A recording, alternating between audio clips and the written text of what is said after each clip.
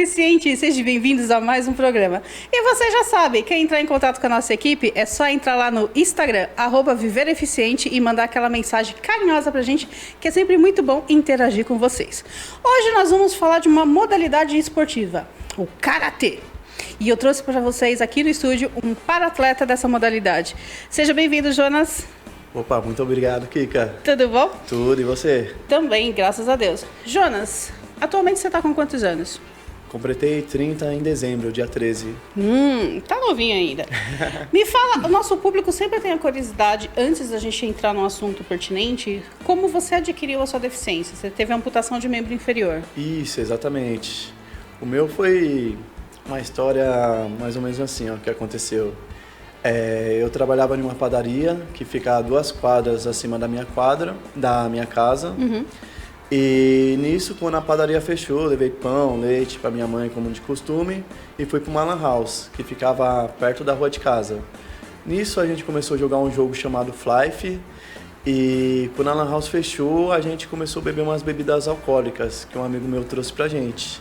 A gente sentiu fome, fomos para a pracinha perto da escola, onde que tinha uma esfirraria, comemos umas esfirras, e nisso a gente foi dar uma volta pro baile, no bairro, desculpa, baile. Sem problema. E chegando, dando a volta no bairro, a gente acabou indo pro lado da BR. Nisso, tinha várias pedras que estavam soltas do asfalto. E a gente, tudo moleque, 14, 15 anos, a gente começou a brincar de tacar pedra nas caçambas das carretas. E meu amigo acabou acertando um carro, e esse carro voltou na nossa direção. A gente ficamos tudo com medo, pulando para uma fábrica abandonada, ficamos lá escondidos, o motorista desceu do carro, xingou a gente bastante, estava bravo, depois entrou no carro e foi embora. Nisso a gente despulou o muro da fábrica e a gente falou, pô, é bom a gente ficar por aqui ou dar mais uma volta pelo bairro vizinho, porque o cara deve estar na entrada do nosso bairro. E nisso daí a gente foi dar uma volta no bairro vizinho e quando a gente foi pegar o caminho de volta para casa, a gente percebeu que tinha um carro com as luzes todas apagadas no portão da fábrica. E nisso daí eu falei para meus amigos, pô, agora não dá para voltar. Vamos continuar passando reto como se ninguém tivesse visto a gente, né? Porque os caras não viram o nosso rosto, não sabem quem é. Então a gente foi subindo a ladeira. E nisso daí, quando eu tava chegando perto do carro, meus amigos ficou com medo e começou a diminuir o passo. Aí eu pensei, pô, e agora? O que eu faço? Falei, pô, vou continuar andando, né? Já tô aqui. Aí eu passei pelo carro, o motorista não fez nada. Aí daqui a pouco eu avistei 2 motos atrás do carro. Aí falei, vou tentar passar também, normal. Nisso daí, escutei um grande barulho, né? Aí eu olhei pro lado assim, aí o motoqueiro tava com uma arma, assim. Aí ele pegou e deu mais um disparo. Nesse que ele deu mais um disparo, eu saí correndo. Saí correndo, olhei pra trás, ele desceu da moto, continuou apontando a arma na minha direção e atirando. E aí eu fui alvejado por 8 disparos. Nossa. E aí eu vi que ele não estava parando de atirar. Eu pulei um morrinho que tem lá, uns 4 metros de altura mais ou menos, e acabei desmaiando no mato. O meu amigo Max, quando viu os primeiros disparos, pulou e se escondeu naquelas bocas de lobo. E o Danilo ficou paralisado em estado de choque. Foi quando o motoqueiro veio, deu um tiro na coluna dele e outro no braço. Aí ele ficou caído ali mesmo. Aí o Max pegou, depois que tinha baixado a poeira, foi até o tio dele, ligou para a polícia, tudo. Os policiais veio, resgataram meu amigo Dante, que estava inconsciente na parte de cima, e levou para o hospital. Só que não tinha me visto na parte de baixo. E nisso daí eu já tinha perdido bastante sangue, né? Acabei rolando pro acostamento. Tentei caminhar, mas não consegui, porque já tinha pegado a artéria, né? Então eu dava um passo com a perna direita, quando eu dava outro passo com a perna esquerda, acabava caindo. E aí eu tentei rastejar, só que não consegui, já estava sem força, virei de barriga para cima e fiquei esperando por socorro. E nisso daí o meu amigo acordou no hospital, perguntou para os policiais aonde que eu estava, eles falaram que só tinha ele lá naquele local. Você foi encontrado no dia seguinte? Não, alguns minutos depois, uns 20, 30 minutos depois. Aí eles pediram para fazer, aí meu amigo pediu para fazer uma nova busca, né?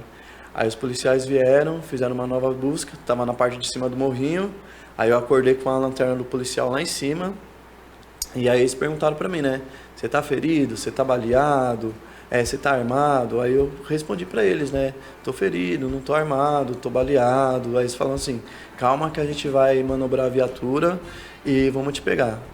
Aí me pegaram, me levaram pro pronto-socorro primeiro para fazer os primeiros atendimentos. E nisso daí teve até uma enfermeira que disse que eu não ia sobreviver por causa dos ferimentos, né? Que estava muito grave, né? E depois disso me transferiram para o Hospital Geral Pirajussara e foi onde que aconteceu os tratamentos, né? Que teve que amputar minha perna porque deu gangrena na minha perna, então ela estava subindo. Se pegasse nos órgãos, Sim. ia acabar estourando tudo. Então amputaram e foi isso. Eu acho que é aquela coisa, uma brincadeira de moleque inconsequente, mas não poderia chegar a esse extremo, né? As pessoas serem vingativas a isso. Acho que teria outros meios de resolver isso, né? Verdade. Infelizmente as pessoas quando falam de trânsito também, elas ficam muito... verdade. A violência no trânsito, a briga no trânsito é muito. Infelizmente você vê... Eu costumo dizer que hoje em dia a gente não sabe quem é a outra pessoa, né? O que ela tá sentindo, Exatamente. A maldade que tem na alma, né? Eu acho que a brincadeira é aquela coisa assim, vocês não foram felizes na brincadeira, mas também não precisava chegar a esse extremo, isso, né? Porque depois a gente foi parar para refletir o que a gente estava pensando. Depois que aconteceu tudo isso daí, a gente falou, pô, poderia ter acontecido um acidente, a gente, acertado uma carreta, o motorista tombado o caminhão e, matado várias pessoas, né? Toda ação gera uma reação. Uma reação. E pelo menos vocês viram que depois disso foram outras pessoas. Exatamente. Pelo menos isso. E Jonas Amaral de Freitas, quando surgiu no esporte? Então, depois do meu acidente, né? O médico que me operou veio dar a notícia que eu tava sem a perna, tudo, mas só que a ficha não tinha caído, né? Demora um pouco pra cair, né? Exatamente. Você tava com 14, 15 anos? Tava com 15 para 16 anos. E nisso daí ele falou que a força que eu tinha na minha perna esquerda ia passar para minha perna direita, né? Que foi o que realmente aconteceu. E ele disse que eu era muito novo e que mais para frente eu ia colocar uma prótese e ia andar normal. E no começo... Você tá com 30 anos, mas não se adaptou à prótese? Não consegui me adaptar por causa do encaixe dela. É que pega bem na virilha e acaba machucando bastante. Tentei treinar com ela, tudo, mas é meio difícil. Agora, como eu tô com 30 anos, né, é uma nova fase na minha vida. Sim. O joelho também eu não sei se vai aguentar muito. Então, eu tô querendo retomar essa parte de conseguir uma perna mecânica boa para andar, a reabilitação correr. Protética, né? Exatamente. Com o tempo eu acho que você vai se acostumar. O organismo precisa de um certo tempo para se acostumar. Sim. Mas fala pra gente como que você entrou no karatê. No karatê? Então, eu passei um pouco por uma depressão, né? Porque no começo foi meio difícil a aceitação, tudo. Eu tinha, um pânico também. Toda vez que passava uma moto na rua, eu pensava que eram os motoqueiros que estavam vindo pra cima de mim e tal. Mas foi as amizades, né? Meus amigos pegaram, me incentivaram bastante, falou, pô, vamos voltar a estudar e tal, você é novo, a gente vai com você, tudo, né? Então eu resolvi voltar a estudar. Nisso que eu tava voltando a estudar, eu tava querendo ser encaixado de novo na sociedade, né? Porque geralmente tem sempre um preconceito, né? E você sofreu muito preconceito? Um pouco, né? Os olhares das pessoas, às vezes, assim, não as palavras, né? Mas as pessoas olham assim, né? E aí você sente que tem um pouco de preconceito, pô, o cara nasceu com 2 pernas, agora só tá com uma. Pô, o que seria da vida dele agora com uma perna só? O tadinho sempre em questão, exatamente. Né? Aí eu sempre comecei a lutar, depois disso daí, para me encaixar de novo na sociedade. E foi nas aulas de educação física, né, com o professor Vinícius, que eu comecei a me destacar. Comecei a jogar tênis de mesa, tentando me adaptar. E nisso daí comecei a jogar futebol também, com os amigos na educação física. No começo os meninos não queriam deixar eu jogar, porque falaram, pô, como é que você vai jogar com uma perna só? Você vai se machucar, vai cair, vai dar trabalho pra gente. Aí o professor, não, vamos tentar incluir o Jonas aí. Esporte é inclusão, né? Exatamente. Ele vai botando de pouquinho, vai tocando a bola pra ele vai ir no ritmo dele, né? E nisso daí eu fui me acostumando e meus amigos começaram a ir para um ginásio de esporte, Hermínio Expósito, lá no centro de Embu das Artes, treinar tênis de mesa. E eu comecei com eles. E nisso tava tendo uma aula de jiu-jitsu, né? Ao lado da sala de tênis de mesa. E eu falei, pô, Legal. Essa arte marcial é mais chão, mais imobilização. E eu que só tenho uma perna, dá pra mim fazer, vou conversar com o professor. Aí eu conversei com o professor, aí falou, dá sim. Vem semana que vem, a gente vai adaptando os movimentos e você vai treinando. Aí comecei a treinar e comecei a gostar. Aí meus amigos começaram a fazer uma outra arte marcial que se chama Taekwondo, que é caminho das mãos, da mente das mãos através das mentes, né? Mais chute. E aí sempre me chamaram pra treinar, né? E eu falei, pô, como é que eu vou treinar Taekwondo? Só tenho uma perna, como é que eu vou chutar? Como é que eu vou saltar? Aí uma vez me chamaram na frente do professor, né? E ele falou, não, faz uma aula experimental, a gente vai adaptando. E aí eu comecei a adaptar os movimentos e daí não parei mais. Aí encontrei o Karatê, que foi minha grande paixão. Assisti algumas aulas, né? Eu não entrei de começo, assisti umas 2, 3 aulas. E me apaixonei pelos movimentos, né? Que é os movimentos fortes, redondo, pá. É tudo uma técnica, né? A arte marcial. Tudo uma técnica. E a gente fala que o esporte ele tem várias finalidades. Primeiro, eu acho que no seu caso, também o que a gente sempre fala, que o esporte ele é integração e ele é realmente essa parte de sociabilização. Sim. A reabilitação é muito importante para a pessoa estar voltando. E depois você também virou para-atleta da seleção brasileira. Exatamente. Meu professor falou assim, ó, tá vendo o que eles estão fazendo? Meu professor Oswaldo Scácio, do Karatê. Falou, tá vendo o que eles estão fazendo? Você pode fazer tudo isso daí, só que de uma maneira adaptada. A gente vai adaptar os movimentos para você. Então eu comecei a treinar e aí eu comecei a participar de uns Opens, né? Da Copa NACA. E aí... essa modalidade, esse esporte, Copa NACA? É o nome do campeonato, né? Certo. É tipo um Open de Karatê. E aí, eu comecei a participar na parte de kata, que é só os movimentos, né? Que é uma luta imaginária contra adversários imaginários. E daí uma amiga minha, a Sensei Karen, né? Ela falou, pô, Jonas, você quer lutar? Porque ela já me via lutando nos treinos, né? Com pessoas normais. Que eu falo normais, sem deficiência nenhuma, certo. Né? Pessoas comuns, pra ser mais exatos, né? Pessoas sem deficiência. Acho que de exatamente. normal, acho que ninguém tem nada. Sempre verdade, sempre tem alguma coisinha. E aí eu falei, pô, eu quero lutar e tal. Ela falou, vou falar com o Sensei Davi, a gente vai colocar você pra competir aí com o pessoal. Aí eu comecei a competir, comecei a pegar gosto. Aí disso daí eu não parei mais. Aí tava tendo uma seletiva no campeonato do Arnold Schwarzenegger, né? Que é aquele Arnold Classic South America, né? E aí eu consegui índice, né, pra se classificar pro Pan-Americano, que foi minha primeira competição internacional. Eu consegui me consagrar vice-campeão pan-americano em Santiago do Chile, em 2018.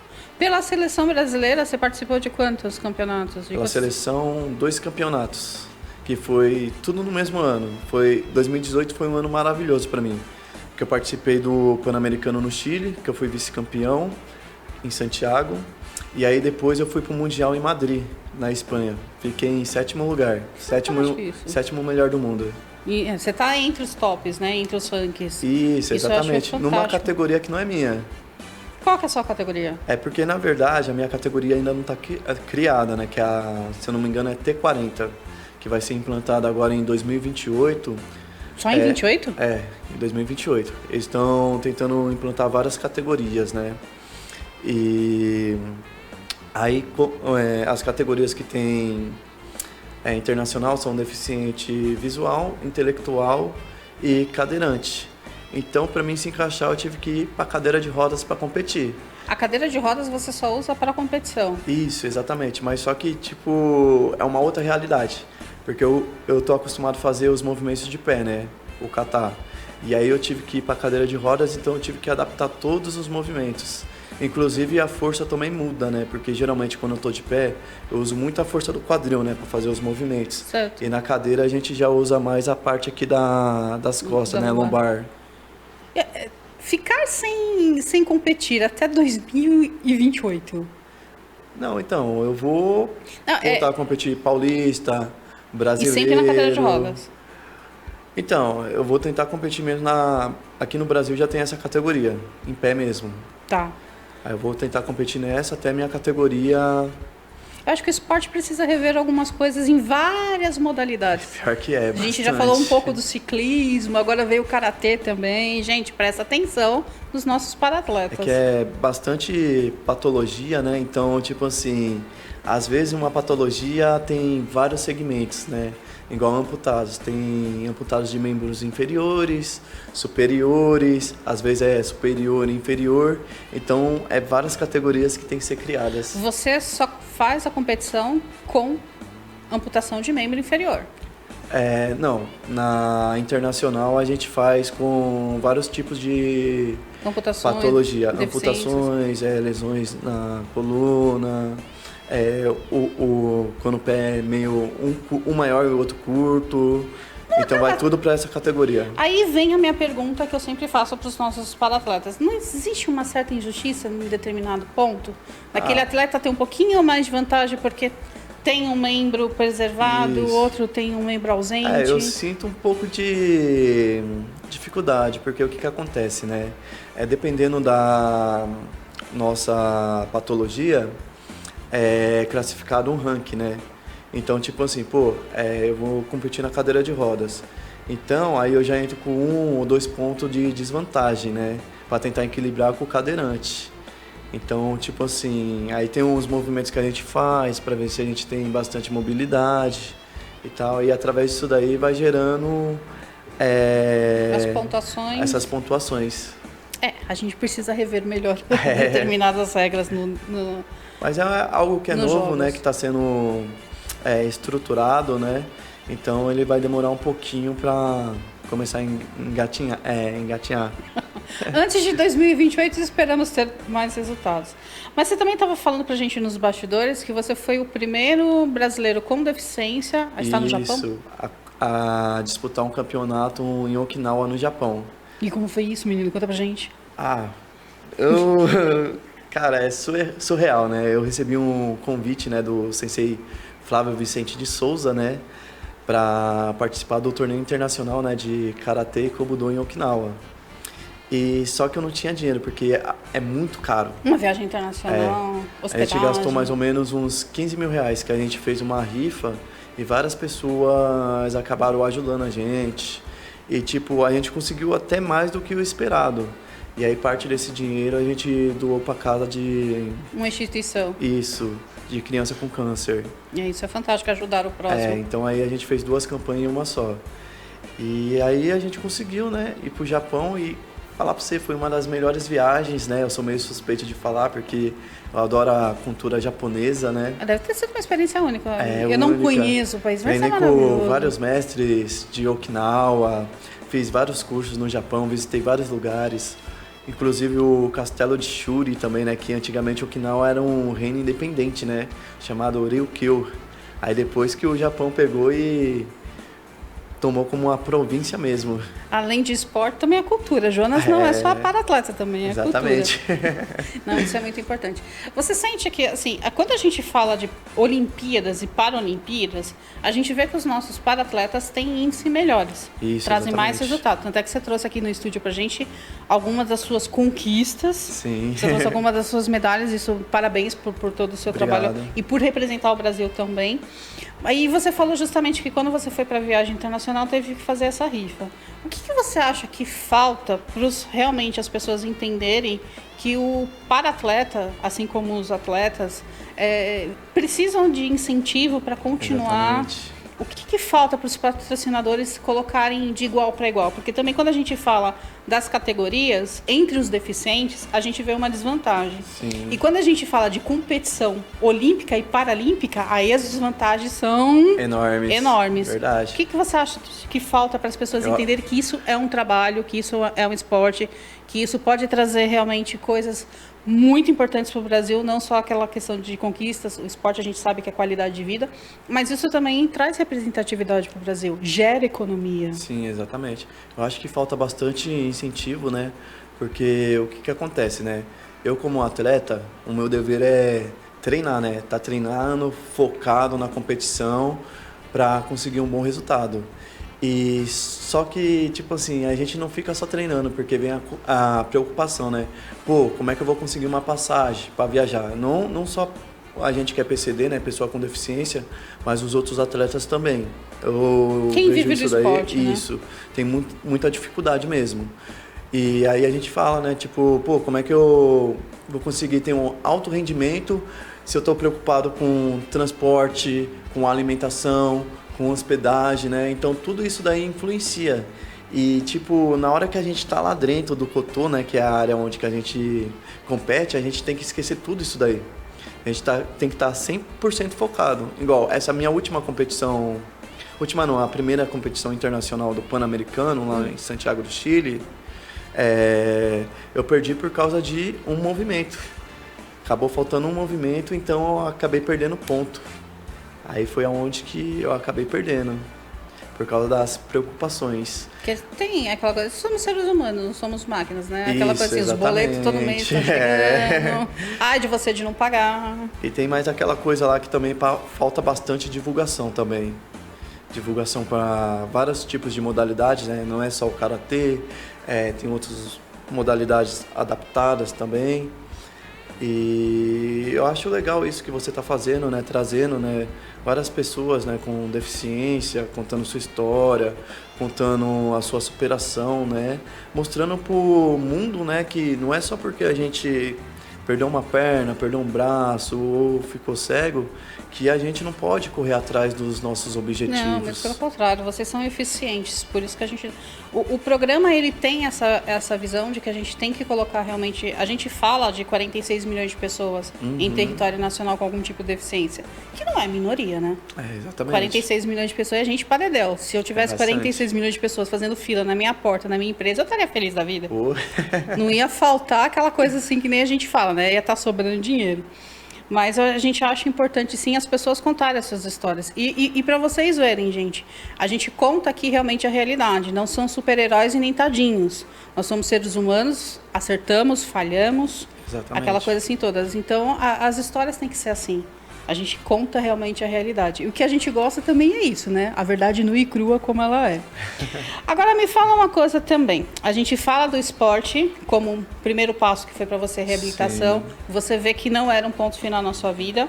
A gente está trazendo o esporte também como profissão e precisa ser melhorado em alguns pontos. Mas agora aquela parte que eu costumo sempre dizer também. O esporte também, principalmente o karatê, que é técnicas de artes marciais, é a autodefesa, é a luta sem arma. O karatê também ele serve como defesa pessoal. Sim, exatamente. A gente vive num mundo tão violento. Isso. Tem principalmente mulheres, né? Pra se defender. Tem um ditado no karatê que diz assim, né? O karatê ele começa sempre com uma defesa, né? Então o karatê foi feito para se defender, não para atacar, entendeu? A gente usa o karatê como defesa pessoal mesmo. Igual aquilo que eu te falei sobre os katas. Os katas são movimentos, né? São de ataque e defesa, né? Contra um adversário imaginário. Então esse movimento aqui já é uma defesa alta. Aqui já é um ataque, aqui já é outra defesa. Então tem várias codificações dentro do kata. E eu acho fantástico para a defesa pessoal, tanto para homem, como para mulher, como para pessoas com deficiência também. Não só na parte de ser atacado, mas na parte de física também, porque, tipo, eu já caí várias vezes, né? De muleta, tropecei, jogando bola também. Então acaba ficando uma coisa automática, você acaba caindo, mas você não se machuca, você sai em um rolamento, ou você consegue amortecer a queda. Então o karatê eu levo para mim, assim, e outros praticantes também, como um estilo de vida, né? Porque o karatê, se você for pegar e colocar ele realmente assim, ele serve tanto como qualidade de vida, melhoria física, exatamente, coisa, mental. E justamente esse ponto que é chegar. Ele para saúde mental é fantástico. Exatamente. Para você, e você estava falando justamente disso. Quando você entra na competição, você tem que estar 100% concentrado. 100% concentrado, exatamente. Então isso para gerar, você ter paciência. A gente aprende muito. Três pilares, né, no karatê, né? Que é mente, corpo e alma, que são os 3 pilares principais, né? E a competição, né, voltando só nessa parte para complementar, tem vários tipos de critério, né? Tipo na parte de kata, né, de movimentos, que é o equilíbrio, que é a força, que é os movimentos corretos, que são as técnicas, que são Embusen, né, que são o diagrama do kata, os lados, né, para onde que você vai, o espírito. Então são vários fatores que é analisado durante a competição, né, a execução dos movimentos. Quanto tempo você levou para ser faixa preta? 2012, 13, 14, 15, 16, 4 anos treinando direto. No começo eu treinava 4 vezes ao dia, né? 4 vezes por semana, né, na verdade. E aí, com o longo do tempo, eu fui diminuindo isso daí um pouco para 3 e para 2. Não, isso é fantástico. A disciplina também, né? Que você vai adquirindo no esporte, paciência, e fora que tem uma mentalidade. preparação, né? Quando você chega na faixa marrom, que é tempo indeterminado para você pegar a faixa preta. O sensei, o professor, ele só deixa você pegar a faixa preta mesmo. Pegar não, né? Fazer o exame quando achar que você está preparado. Então, a gente teve um treinamento na faixa marrom durante um ano, de resistência, força, técnica, conteúdo e também a parte espiritual que conta bastante também. Conta muito. E esse treinamento que você ficou de um ano, tem pessoas que levam 2, 3, 4, 5. Isso, exatamente. É tempo indeterminado. Isso vai de cada pessoa e desempenho não. Exatamente. Fantástico, gente. Por isso que ele é nosso representante por aí no Karatê. Recordista, uma pessoa focada nos seus esportes e que precisa de mais oportunidades. A gente não fala, a gente não quer passar aqui a mão na cabeça do Jonas e falando, ai, tadinho e tal. Não, ele errou, mas também não precisava pagar Verdade. com o preço tão alto da violência que a gente fala no trânsito, essa briga insensata.